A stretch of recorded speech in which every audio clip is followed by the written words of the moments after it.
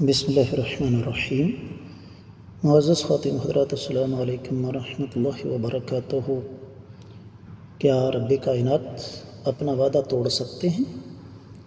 اس سوال کا جواب ہم تلاش کریں گے آج کے سبق میں۔ معمول کے مطابق سب سے پہلے آیت مبارکہ کی تلاوت کرتے ہیں۔ اعوذ باللہ السمیع العلیم من الشیطان الرجیم۔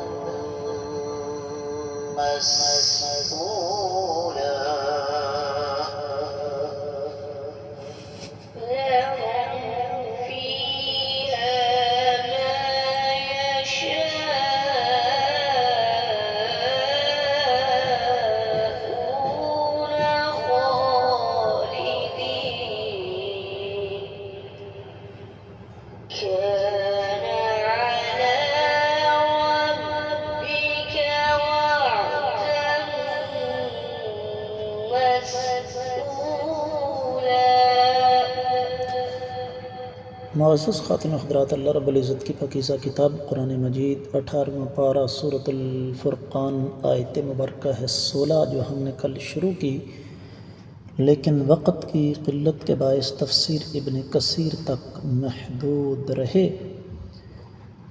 آج ہم دیگر کتب تفسیر کی روشنی میں اس آیت مبارکہ کا جائزہ لیں گے، لیکن اس سے پہلے اس کا بامحاورہ ترجمہ۔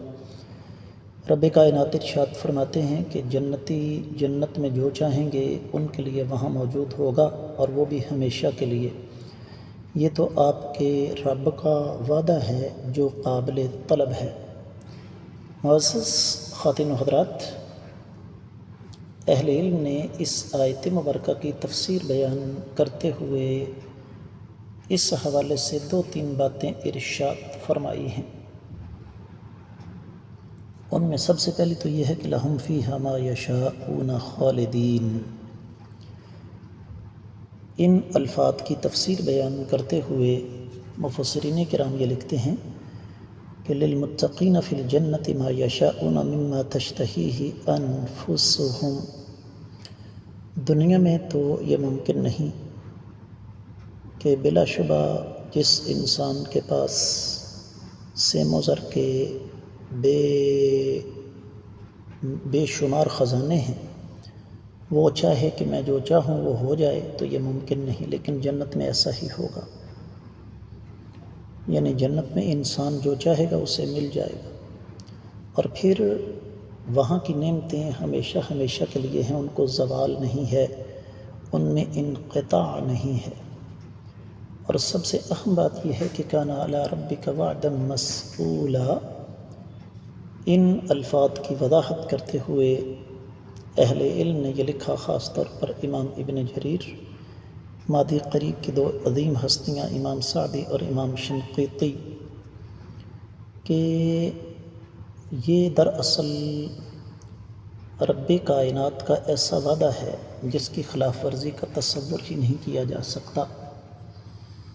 سورہ آل عمران 194 اور 195 آیت مبارکہ ہے۔ اہل ایمان اپنے اللہ سے ہمیشہ یہ دعا کرتے ہیں، ربنا وآتنا ما وعدتنا علی رسلک ولا تخزنا یوم القیامۃ انک لا تخلف المیعاد۔ اے ہمارے رب، آپ نے جو اپنے رسولوں کی زبانی ہم سے وعدہ کیا تھا وہ ہمیں عطا فرمائیے، اور ہمیں قیامت کے روز رسوا نہ کرنا۔ بلا شبہ آپ کبھی بھی وعدے کی خلاف ورزی کرنے والے نہیں ہیں، یہی ہے اصل بات۔ اب اس کا جواب اللہ نے خود ہی سورہ آل عمران کی 195ویں آیت مبارکہ میں دیا، فاستجاب لهم ربهم انی لا اضیع عمل عامل منکم من ذکر او انثی بعضکم من بعض فالذین ہاجروا فاخرجوا من دیارہم وأوذوا فی سبیلی وقاتلوا وقتلوا لأكفرن عنهم سيئاتهم وَلَأُدْخِلَنَّهُمْ جَنَّاتٍ تَجْرِي مِن تَحْتِهَا الْأَنْهَارُ ثَوَابًا مِّنْ عِندِ اللَّهِ وَاللَّهُ عِندَهُ حُسْنُ الثَّوَابِ۔ اے اللہ تعالیٰ فرماتے ہیں کہ ان کے رب نے ان کی دعا کو قبول فرمایا کہ تم میں سے کوئی مرد ہو یا عورت اس کے عمل کو میں ضائع نہیں کروں گا۔ وہ لوگ جنہوں نے ہجرت کی، اپنے گھروں سے نکالے گئے، میری راہ میں اذیتیں ان کو دی گئیں، اللہ کی راہ میں لڑے، شہید کر دیے گئے، میں ضرور ان کے گناہوں کو مٹا دوں گا اور ان کو ایسے باغات میں داخل کروں گا جن کے نیچے سے نہریں بہہ رہی ہیں۔ یہ اللہ تعالیٰ کی طرف سے اجر و ثواب ہے اور اللہ کے پاس بہترین اجر و ثواب ہے۔ معزز خواتین و حضرات، بات کو ہم آگے لے کر چلتے ہیں۔ اہل علم یہ فرماتے ہیں کہ یہ دراصل انعامات کی بارش اطاعت گزاروں کے لیے ہے۔ وہ لوگ جنہوں نے دنیا میں اپنی میں کو مار دیا، جنہوں نے دنیا میں رب کائنات کے حکم کے سامنے سر تسلیم خم کر دیا، ان کے لیے یہ تمام کی تمام نعمتیں ہیں۔ اور یہ اللہ تعالیٰ کا وہ وعدہ ہے جو اللہ دنیا میں کر رہے ہیں، اور اللہ تعالیٰ اپنے وعدے کی مخالفت کبھی نہیں کرتے۔ یہ بات میں اور آپ اچھی طرح جانتے ہیں۔ میں نے، آپ نے ایک سے زیادہ بار اللہ تعالیٰ کے وعدے کو پورا ہوتے ہوئے دیکھا۔ بدر کا معرکہ اس کی دلیل ہے۔ اس سے پہلے کائنات کے امام صلی اللہ علیہ وسلم کو بحفاظت مکہ سے نکالنا، اس کا ثبوت غار میں آقا علیہ السلام اس قدر نازک صورتحال سے دوچار کہ مکہ والے اپنے پاؤں کی طرف دیکھتے تو آقا علیہ السلام گرفت میں آ جاتے، لیکن رب کائنات نے ان کی گردنیں اکڑا دیں، وہ پاؤں کی طرف دیکھ ہی نہیں سکتے تھے، اور وہ تو کائنات کے امام صلی اللہ علیہ وسلم تھے۔ اس کے بعد ہمارے سامنے اگر ہزاروں نہیں تو سینکڑوں مثالیں موجود ہیں جو اس بات کا ثبوت ہیں کہ اللہ تعالیٰ کبھی بھی اپنے بندوں کے ساتھ کیے ہوئے وعدے کو توڑ نہیں سکتے۔ یہاں پر لوگ اعتراض کرتے ہیں کہ جی کیا جنت میں ایسی نعمتیں بھی ہمیں ملیں گی جو بظاہر انسان کے لیے عجیب و غریب ہیں، جیسے کہ انسان اگر خواہش کرے کہ جی مجھے وہاں اولاد چاہیے۔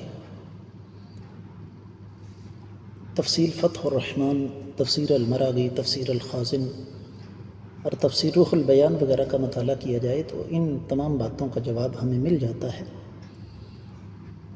کہ اصل بات یہ ہے کہ دلوں کا قبضہ اللہ تعالیٰ کے ہاتھ میں ہے۔ رب کائنات جنت میں داخل کرنے سے پہلے اہل ایمان کے دلوں کو اس قدر پاک اور صاف کر دیں گے کہ ایسی چیزیں ان کے دلوں کے اندر پیدا ہوں گی ہی نہیں۔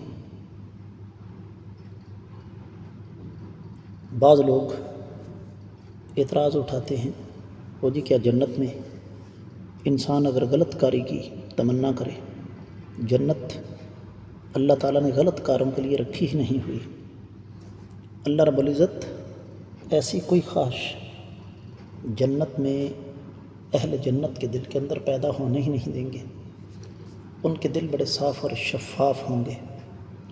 تو اس آیت مبارکہ سے جو بنیادی سبق ہمیں ملتا ہے وہ یہ کہ ہمیں اللہ تعالیٰ کے وعدے پر یقین ہونا چاہیے، اپنی عملی زندگی کو ہمیں مسلسل سدھارنا چاہیے تاکہ جنت میں داخلہ تو بات کی بات ہے، کم از کم جہنم کے عذاب سے بچ جائیں۔ اس کے ساتھ ہی آج کا سبق مکمل ہوا۔ اجازت چاہوں گا۔ السلام علیکم ورحمۃ اللہ وبرکاتہ۔